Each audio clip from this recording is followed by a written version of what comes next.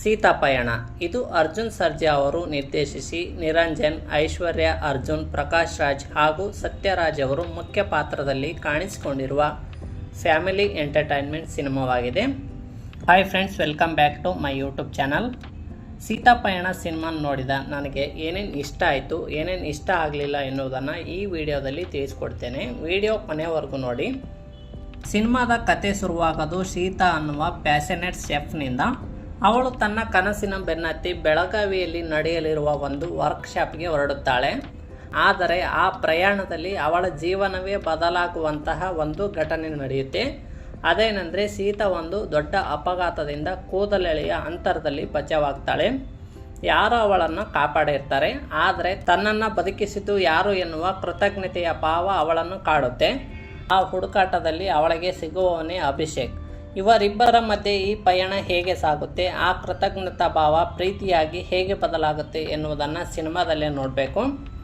ಮೊದಲಿಗೆ ಸಿನಿಮಾದ ಪ್ಲಸ್ ಪಾಯಿಂಟ್ಗಳನ್ನು ನೋಡೋದಾದರೆ, ಅರ್ಜುನ್ ಸರ್ಜಾ ಅವರ ಮೇಕಿಂಗ್ ಸಖತ್ತಾಗಿದೆ. ತಂದೆಯಾಗಿ ತನ್ನ ಮಗಳನ್ನು ಎಷ್ಟು ಸುಂದರವಾಗಿ ತೋರಿಸ್ಬೋದು, ಅದಕ್ಕಿಂತ ಒಂದು ಪಟ್ಟು ಹೆಚ್ಚಾಗಿ ತೋರಿಸಿದ್ದಾರೆ. ಸಿನಿಮಾದಲ್ಲಿ ತಂದೆ ಮಗಳ ಬಾಂಧವ್ಯ ಮತ್ತು ಕೃತಜ್ಞತೆಯ ಭಾವವನ್ನು ತುಂಬ ನೀಟಾಗಿ ಹ್ಯಾಂಡಲ್ ಮಾಡಿದ್ದಾರೆ. ಜಿ ಬಾಲಮುರುಗನ್ ಅವರ ಸಿನಿಮಾಟೋಗ್ರಫಿ ಅದ್ಭುತವಾಗಿದೆ.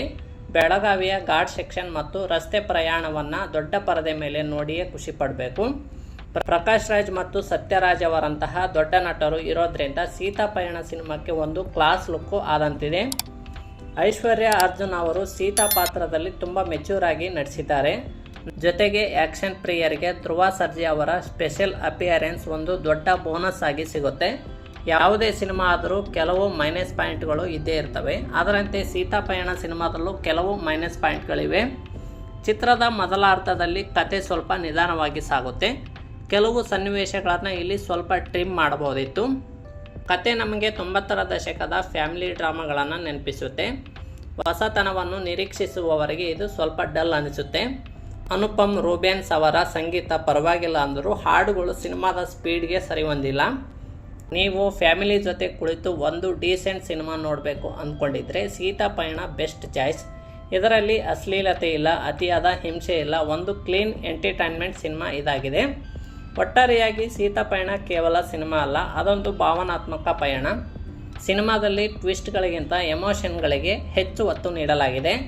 ಇದಾಗಿತ್ತು ಸೀತಾಪಯಣ ಸಿನಿಮಾದ ನನ್ನ ರಿವ್ಯೂ. ನೀವು ಈಗಾಗಲೇ ಸಿನಿಮಾ ನೋಡಿದ್ರಿ, ಹೇಗಿದೆ ಅಂತ ಕಮೆಂಟ್ ಮಾಡಿ.